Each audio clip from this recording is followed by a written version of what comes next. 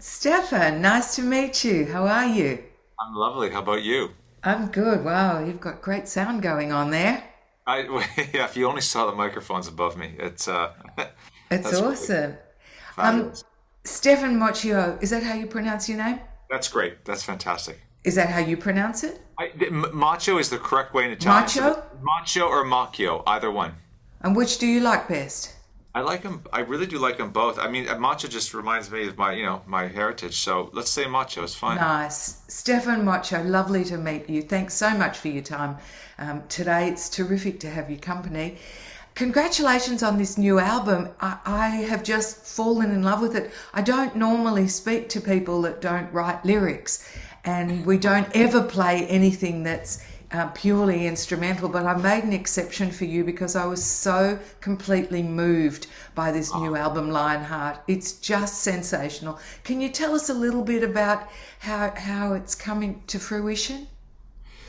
It's my second solo album in the last, well, actually my third if you include the Christmas album, but in the last a year and a half, right pre-pandemic, and right before the pandemic, I was just feeling the need personally to come back to the simple things in life, just to reduce. I'm known to have been involved in some rather large pop productions, and I happen to be a classical musician at heart.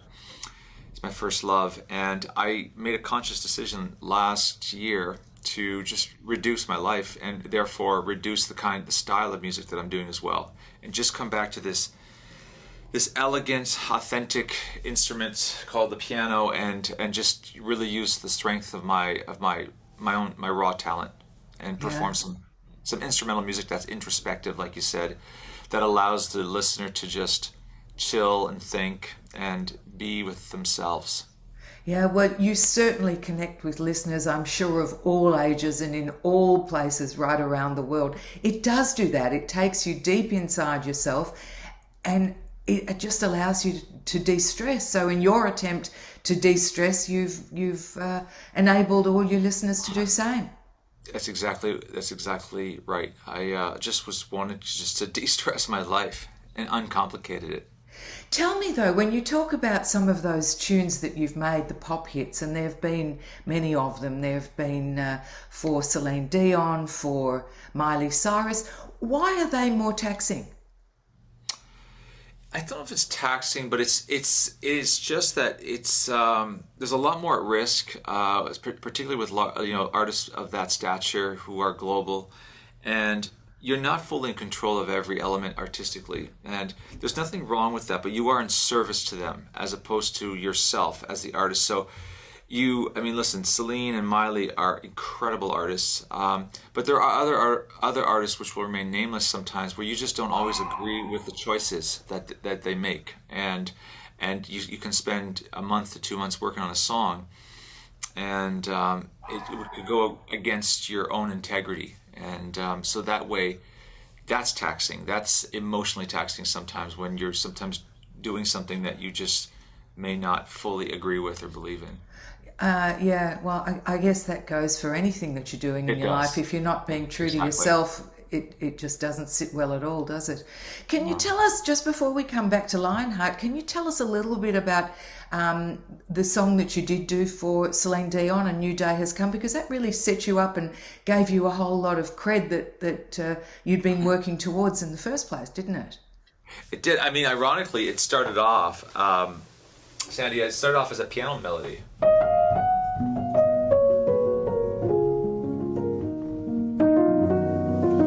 And I co-wrote that song with a gentleman called Aldo Nova, and I sent it to Celine with Aldo, Aldo who happened to know her, Right.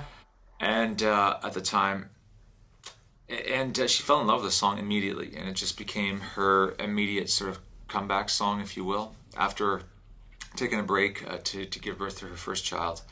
And that song, almost 20 years ago, changed my life. And it was, a global hit, number one, for 21 weeks around the world. Yeah. And I was a young writer, and it kind of set me up on the international scene. And eventually, that's how I eventually became, a songwriter and producer for the likes of Josh Groban and Sarah Brightman, eventually Celine again, and Miley and The Weeknd. And it's, but it took that one to sort of kickstart my pop career as a producer. So when you say it changed your life, you were then in demand by all of these stars. How else did it change life for you? I think that's, it's I started traveling the world a lot more, and it's an incredible gift when you hear your melodies and your music on the other side of the world. It's in that song in particular, I had recorded a big part of it, not the orchestral part, but I recorded a big part of it in my loft in downtown Toronto at the time, and then I was in Italy, and it's just like that song was everywhere. So it's magical. It's intoxicating when you do have songs that the entire world knows and can connect with, and it validates that sometimes that your belief in yourself, that you are worthy to be on an international level. Yeah, well, you don't need further validation. You're absolutely there, and you deserve that and a whole lot more. I think there's still a section of audience that hasn't heard of you yet, and I'm hoping that they will more and more so. You were classically trained as a youngster, so you've been playing the piano since you were really almost before you could walk. I was started at the age of 3. My mother's a pianist, my brother's a pianist, my grandmother, my aunt. I come from a family of pianists. So luckily I was supported, and I say that because sometimes it's I have a lot of friends who come from families who don't support the arts, and I just was blessed that I was born into a family who revered and just insisted that at least I give it a shot, and clearly there was nothing else I wanted to do. Well, you never wanted to, you never aspired to play drums or guitar or anything. It was Well, I definitely did, and I do. But music, it was always music, music, music. So right. yeah. But so piano was your choice? Piano was my choice. I mean, I play a plethora of instruments Do you? because, yes, as a producer, I have to have an understanding. I arrange for orchestra, so I have to. I play basic violin, I play basic cello. I do play the drums, I play the guitar, I play the bass. But I always say to people that I don't want to be a jack of all trades and master of none. I'm well versed. I'm a very talented piano player. And I stuck to that. And I always hire the greatest musicians in the world for guitar, for drums to play on my music when I'm producing pop Right, music. right. So when you say that you wanted to simplify your life, did that mean that the producing side of it came to an end and that you were just going to do music for yourself from there on? It did. I'm on a temporary sabbatical. Doesn't mean I'm not going to go back. As a matter of fact, there's always exciting artists all the time who want to work with me, and I want to work with them. But I just want to make sure that it's not in vain anymore, and it's refreshing to do something that you fully believe in. The solo piano genre happens to be like the 4th biggest genre of music in the world right now, where people really need to come back to just sort of simplicity, or to the ability to hear ourselves think. That's the biggest thing. It's such a noisy world, and it was for me. And I just took a risk at the right time in my career. How many hit songs? It's after a while you just sort of say, I want to come back to the right reasons. Not that I was doing it for the wrong reasons. And I hear you. But I would get out of bed, and it's just sometimes when I didn't want to always be contending with an artist who just didn't see it the way I would see it, because I was objectively seeing things. So at least I can go in and now say that when you hear my piano music, I believe in it 100%, Yeah. because I know I work hard at it. I work hard Yeah. at the melodies. I work hard at the recording of it. So Yeah. I'm And, really proud of it. and it's a whole lot more meaningful, I guess, too. For me, it is. Yeah. Absolutely. Yeah. Yes. What took you from Toronto to California? I was after I composed the theme for the Vancouver Olympic Games. There was really, for lack of better words, there was nothing. That was the ceiling I hit in Canada. Once you write an Olympic theme, it doesn't get any bigger. Hollywood was the next. It was the most obvious move next, and as soon as I moved here, I had Wrecking Ball and the radio, and I started working with The Weeknd, and it was a dream in the beginning, because 2 years into my move here, I was performing and nominated for Academy Award and performing at the Oscars, and then the rest is history. Wow. Wow, what a fabulous career you've been enjoying. Your parents must be super proud of you. They are. They're wonderful, and Yeah, they're like I talk to them I all the can time. imagine. So, Lionheart, the album, that it certainly comes back to total simplicity. How long has it taken you to construct it from woe to go? Well, I had composed most of the melodies in within 2 weeks in the pandemic last year, so, and then I reworked the melodies this last summer. So for another 3.5 weeks as I recorded them. So I say, Lionheart, these kind of albums take me approximately a month and a half to do. But they're intense months and a half. I Yeah, record. I was going to ask. So, Right. like, you really sit down and don't move from that piano for I X don't move number from of the hours? piano. Like I sit here and I play all the time. You know, I'm not going to perform Lionheart in a moment, but like the theme. And then I'll sit there for hours and hours, and I'll come up with different versions. I'll go, do I play faster or slower? So it's, and I'll record it oftentimes as many as 25, 30 times, and I'll listen to the best version and choose. Wow. But It's I know. it's painstaking but an enjoyable process. But remember, simplicity, the only way to achieve simplicity is through hard work, regardless. I mean, people don't, I mean, compare it to Apple's, not Apple, but Apple, the computer, the design in Apple, everything's so elegant, so clean. But the amount of design and the back work and the engineering and the hours, the years that go into creating a computer and iPhone to make it look so seamless, it's the same with music. It's the exact same with music. So you've So. got to put all of the time in order to get a very simple appearing, looking, sounding product out the other end. Exactly. I pride myself with my melodies and my notes to just add the necessary melodies, nothing more. I don't like anything that's superfluous. That's an ornamentation. Um, it's like when you pick up a painting that we see without, for example, a frame, and it's raw, and you see the paint drip off. That's how I see my piano music. Is the Right. anti of perfection. Even though there is perfection in that I've worked hard at the recording of it, don't forget, I'm playing a living, breathing piece of wood as opposed to just playing it into a computer and playing electric music, which I love as well. Don't get me wrong, I Yeah. absolutely love Yeah. electronic music, but but I've been a student of this instrument since I was 3 years old, and I'm 49 now, so I've been at it for over 45 years. And when I think of things like that, I go, wow, this has been Yeah. the closest thing to me, the biggest It, confidant. is there still more to learn about it?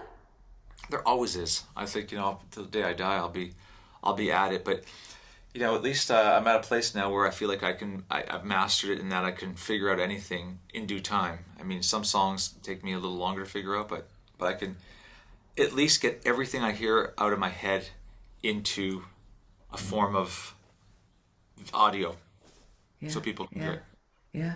I'm chatting with Stephan Moccio. He's a composer, songwriter, and fabulous musician.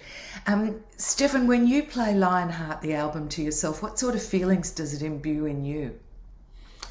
This album in particular was the album of rebirth. I had gone through a lot of personal changes, as we all do, and at a really pivotal time in my life, and the pandemic combined. There were so many things, and so the title line "Heart" means bravery, determination, and courage, and I just felt for the first time in my life I care so deeply about people, but I no longer care about the opinions. They do not affect me, and that title embodied that. So when I hear the music, there's a sense of confidence that I haven't had as much of up until this point in my life. How were you able to reach that conclusion? I mean, I know that that's such a difficult one for so many people because we all care, even when we say that we don't, we all care about what other people think about us. How have you managed to get to the point where you really don't care?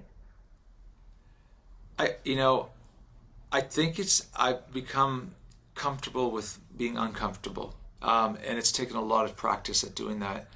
It doesn't mean I don't. People's opinions affect me, but they don't persuade me and seduce me anymore like they used to, because I've learned that my voice is as powerful as someone else's voice. And when I was telling people I was going to do piano albums after producing some of the biggest acts in the world, like The Weeknd and Celine, and some people said, that's going to be amazing. A lot of other people said, "Are you crazy? Like, why would you go back and go to such a small genre?" And and here I am, just proving to myself that there's millions and millions of people around the world who need solace, who Yeah. need quiet. Well, and you've got the stats that prove that to you, haven't you? Because Apparently so. it's been 258 million streams globally just Wow. in the past 2 years. That's absolutely huge. Wow! Congratulations, Stephan. You're doing just a sensational job. You're changing other people's lives because you changed your own, and we're very grateful to you. Thank you so much, Sandy. That's Thank you for the thank music. you. You're going to play Lionheart for us now. I'm so excited. Why not? Thank you. Thank you. Thank you.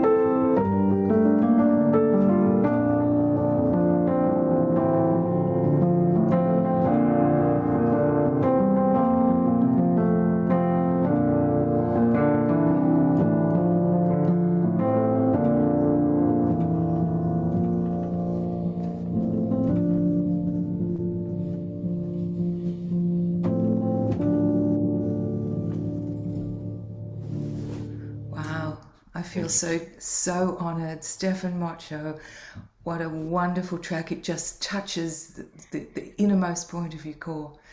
Incredible. Stephan, thank you so much for sharing your time and giving us that today. We really appreciate it. Thank Please you. come and see us here in Australia Oh, and I in cannot wait. concert. You have no idea. Australia's been so good to me as well. So it is I who thanks all of you. I promise I will be there at some point in 2022 next Oh, year. fabulous. Well, we look forward, and I would advise everybody you have to grab your tickets early because that'll sell out really fast. What a wonderful experience hearing Thank your you. music and hearing your words. Thank you for your time today, Stephan Moccio. I really appreciate you. Thank you so much, Sandy. All the very best. Bye Bye bye. now.